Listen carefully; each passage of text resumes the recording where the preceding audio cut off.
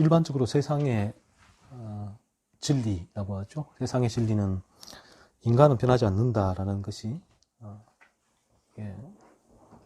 만고불변의 진리입니다. 그래서 왜 인간이 변하지 않느냐 하면 인간이 안에 있는 죄 때문이에요. 그 죄 때문에 인간은 변하지 않습니다. 그래서 세상에서 아무리 그 인간을 개선시키려고 교육을 하고 또 심리, 상담, 온갖 철학, 온갖 이런 치료책을 가지고 와도 그 인간의 이기심이죠. 탐욕스러운 이기심, 자기중심적인 사고, 그리고 자기의 존재의 확장을 늘 꿈꾸는 탐욕, 이 변하지 않거든요. 그러니까 인간은 변하지 않는 거죠. 그러니까 세상에서는 절대로 인간은 변하지 않는다라고 얘기를 합니다. 여러분도, 우리도 마찬가지죠. 우리도 한번, 여러분을 계속 한번 살펴보세요. 1년 전의 여러분과 지금의 여러분, 우리 어떻습니까? 항상 연말 새해 때는 반성하고 후회하고 새로운 각오와 결심을 합니다. 나는 선한 삶을 살아야지. 나는 가정에서 부모님 말씀 잘 들어야지.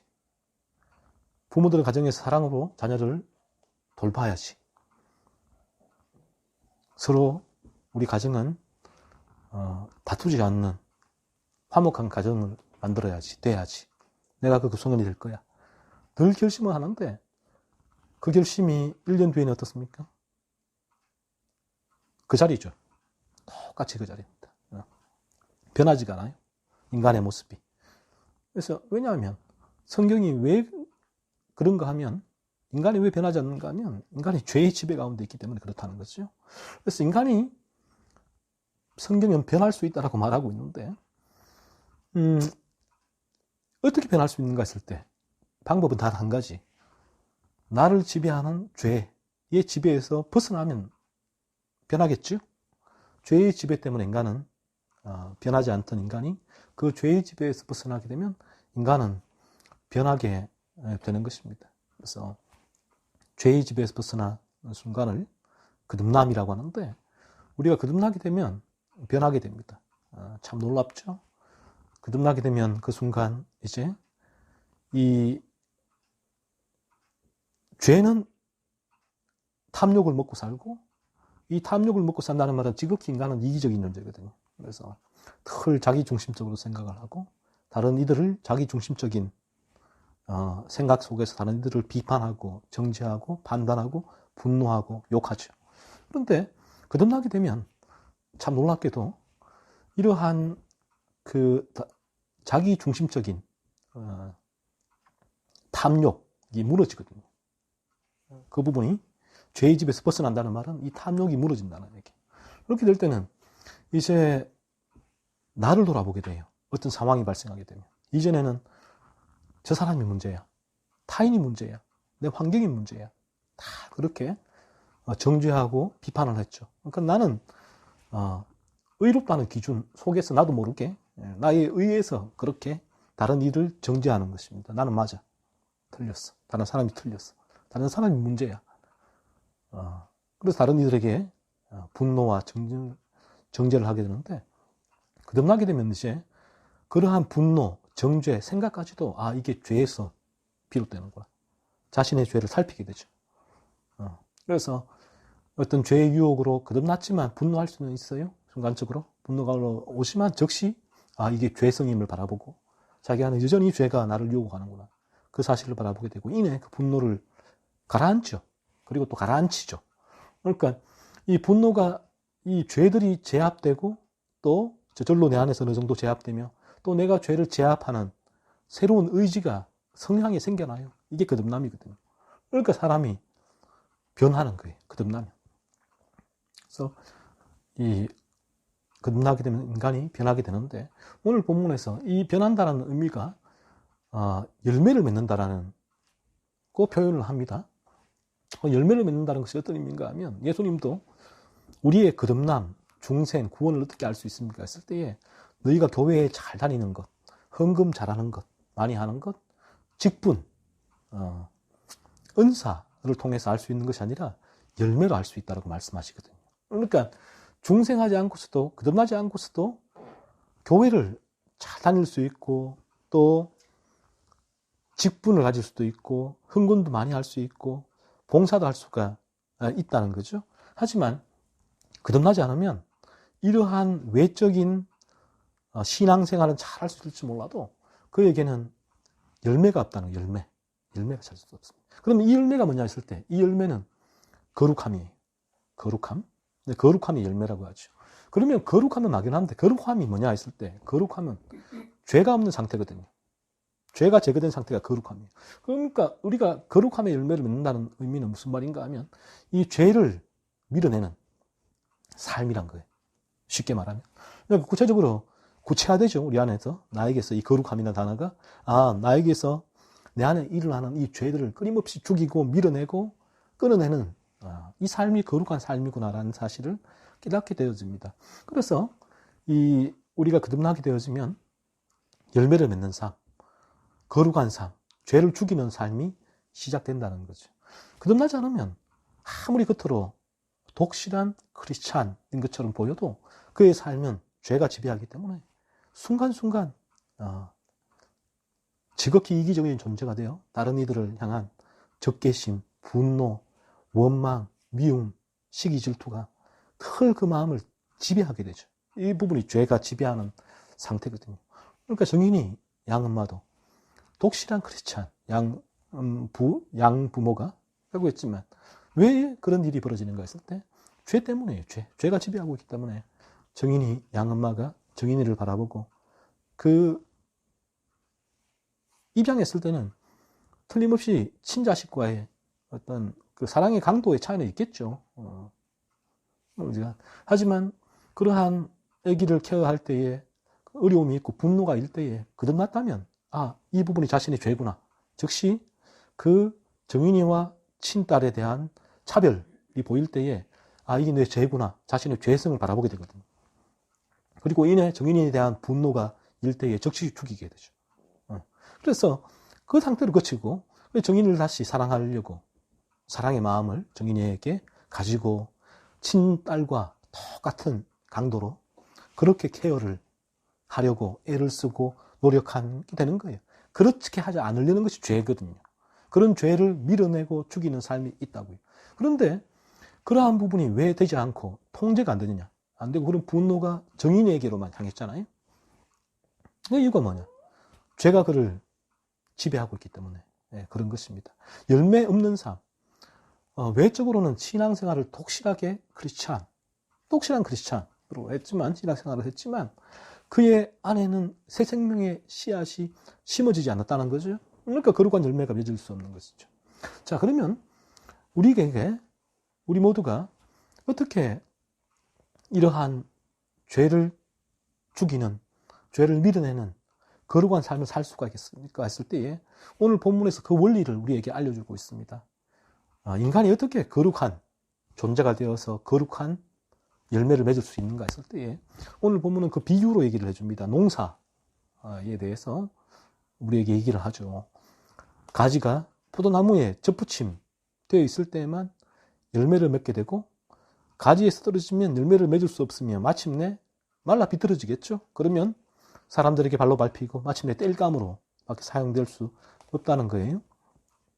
그런데 이 가지가 포도나무에 농부 하나님이죠. 통해서 접붙임이 되는 순간이 온단 말이에요. 어느 순간. 그러면 그 가지는 포도나무가 돼요. 포도나무의 일부, 유기체가 되는 거죠. 그래서 포도나무가 누구냐? 참 포도나무. 오늘 본문에서는 예수 그리스도라고 말씀을 합니다. 그리스도에게 접붙임될 때에 이러한 포도나무 가지, 포도나무와 유기체 한 몸이 되죠. 가지가. 그러면 가지는 포도 열매를 비로소 맺을 수가 있는 것입니다. 그래서 거룩함의 열매를 맺을 수가 있는 거예요. 우리가 어떻게 거룩해질 수 있는가? 그리스도에게 접붙임될 때만 거룩해질 수 있다. 성경은 말씀하고 있습니다. 자, 그러면 어떻게 우리가 그리스도에게 접붙임 될 수 있습니까? 했을 때에 농부, 하나님께서 하십니다. 하나님께서 어떤 과정을 통해서 일을 하시는 거 했을 때에 하나님께서 이 가지를, 가지의 상태를 바라보게 하는 거죠.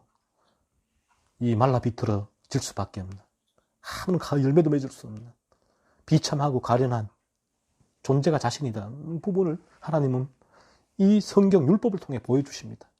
이 죄의 기준이죠. 하나님의 거룩의 기준 통해서 인간 안에 존재하는 죄를 보여주거든요.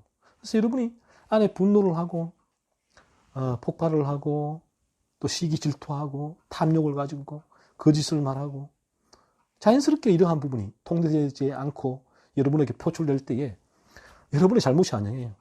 가정교육의 문제가 아니에요. 그 부분이. 가정교육의 문제가 아니고 자라온 환경의 문제가 아니라 개인적인 인성의 문제가 아니라 우리 안에 존재하는 죄가 우리를 지배하기 때문에 그런 것입니다. 통제가 안 되는 거죠. 내 안에 그런 감정들이 올라올 때에 표출하게 되고. 그런데 이런 감정이 만약에 내 안에 이 죄죠.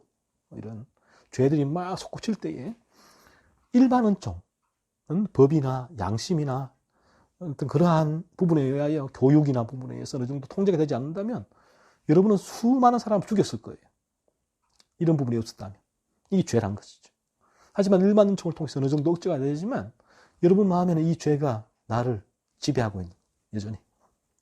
그래서 또 안 해야지, 실수했네, 후회하지만 또 계속 반복되는 이유가 여기에 있는 것입니다. 하나님께서 이것을, 이 진리를 통해서 보여주신다는 거죠. 진리의 역할은 그것입니다. 율법의 기능인데, 역할인데 여러분에게 내가 이러한 일을 행하는 게 내가 아무리 결심하지만 또 실패하고 또 내가 안 해야지 하는 일을 행하는 이 모습이 왜 그런가 했을 때 성경은 율법을 통해서 그 부분이 죄이고 죄의 지배 가운데 있기 때문에 그러한 당신의 결심은, 틀어나는 결심은 무용화되고 또 똑같은 그런 후회하는 행동을 하게 된다고 성경은 말씀하게 됐죠. 그래서 이 진리가, 율법이 우리에게 그러한 내가 죄의 지배 가운데 있음을 체험적으로 깨닫게 해줘요. 깨닫게. 그러면 이 율법을 통해서 내가 이런 존재구나, 내가 죄의 지배 가운데 있구나 라는 부분을 깨닫는 순간 인간은 죄에 대하여 애통하게 되는데 이 부분이 저각성의 단계에 들어가는 것이죠. 하나님께서 이 과정을 통하여 인간에게 그리스도의 필요성을 보여주세요. 여러분에게, 우리에게 왜 예수가 필요한가 했을 때에 예수는 우리에게 그럴싸한 종교를 하나 가지게 하는 분이 아니에요. 알라딘의 요술램프의 지니처럼 여러분의 어떤 그 소원을 들어주시는 분이 아니에요. 예수 그리스도가 왜 여러분에게 누군가 하면 여러분의 죄의, 그러한 죄의 지배에서 건져내시는, 이 위하여 이 땅에, 이 세상에 오셔서 우리를 대신해서 죄의 심판을 십자가에서 받으신 분이 예수 그리스도예요. 그래서 이 예수 그리스도를, 십자가를 이 죄에 대한 고통 때문에 붙들게 돼요. 그러면 그 순간 우리가 이 죄의 지배에서 쑥 빠져나오게 되죠. 그러면 참 놀랍게도 이제껏 내가 수없이 했던 결심이 그날 하루 예수를 믿게 되는 그 순간부터 나에게 적용이 돼요. 유효하게 돼요. 그런 결심이 나에게 실제가 돼요.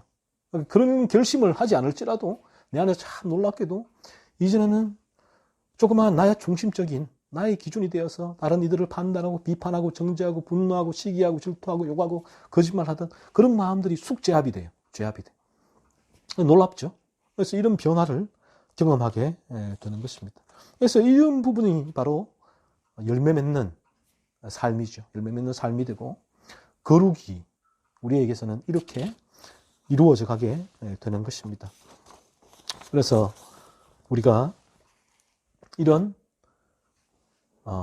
이 신앙의 목적이 뭐냐 했을 때, 기독교의 목적이 뭔가 했을 때 하나님이 이처럼 우리를 거룩하게 만들어가는 것, 이러한 열매를 맺게 하시기 위하여서 하나님은 복음을 우리에게 허락해 주신 것이죠.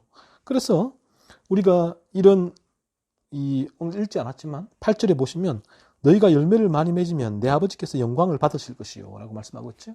아버지의 영광이 뭔가 하면 하나님 아버지께서는 신앙생활을 잘 하는 것이 하나님께 영광이 되는 것이 아니라, 물론 거듭나면 신앙생활도 잘하게 되겠죠. 하지만 그보다 먼저 거듭남의 증거가 우리에게 거룩함의 열매가 맺히는 거기 때문에 하나님은 우리에게 맺히는 거룩함의 열매, 늘 죄를 죽이는 삶, 죄에 대해 예민한 삶, 그 삶을 보고 하나님은 영광을 받으시는 것입니다. 그래서 여러분께서 우리가 이제 오늘 그 말씀을 보면서 거룩의 열매를 우리가 맺을 필요가 있고 맺어져야 되고, 그리고 이 거룩함의 열매를 맺기 위해서는 이 나의 죄를 깨닫는, 내가 내 마음에서 통제할 수 없는 죄가 계속 솟구치는 존재가 나라는 사실을 깨닫는 것, 이것이 필요하다는 것이죠. 그래서 여러분의 상태를 계속해서 살펴보세요. 계속해서 내 안에 이러한 악한 마음이 들 때마다 이것이 죄구나 라는 사실을 계속 살펴보세요. 그래서 그 부분을 하나님 회개하시고, 하나님, 내가 또 이런 죄를 범하는 존재입니다. 또 범했습니다. 이 죄에서 벗어나게 해 주옵소서. 그러한 기도가 여러분에게서 나오게 되고 하는 그 순간이 죄가성의 단계로 진입하는 순간이고, 그러면 여러분에게 어느 순간 이 죄에 대한 여러분에서 마음에서 여러분이 통제할 수 없는 그 죄가 우리에게 큰 고통이 되고, 그런 고통에서 벗어나고자 그리스도의 십자가를 붙들게 되고, 그리스도로 말미암아 그 죄의 지배에서 벗어나게 될 때에 나에게는 이제는 그 죄가 나를 지배하지 못하고 내가 죄를 통제하고 제어하는, 죄를 미워하고 죽이고 끌어내는 거룩함을 향한 열매를 맺는 우리의 삶이 될 것입니다. 농부이신 하나님께서는 진리를 통하여서 일을 하십니다. 그래서 우리가 이 진리를 들을 필요가 있고, 매주일 이 진리를 들을 때 농부이신 하나님께서 우리에게, 나에게 역사해 주실 것을 기대하고 소원하시고, 이 진리 가운데 하나님은, 농부이신 하나님은 성령을 통하여서 우리 가지를 그리스도에게 데리고 가십니다. 접붙임을 해 주시지요. 그러한 놀라운 영적 접붙임의 역사가 우리 가운데 있기를 소원합니다.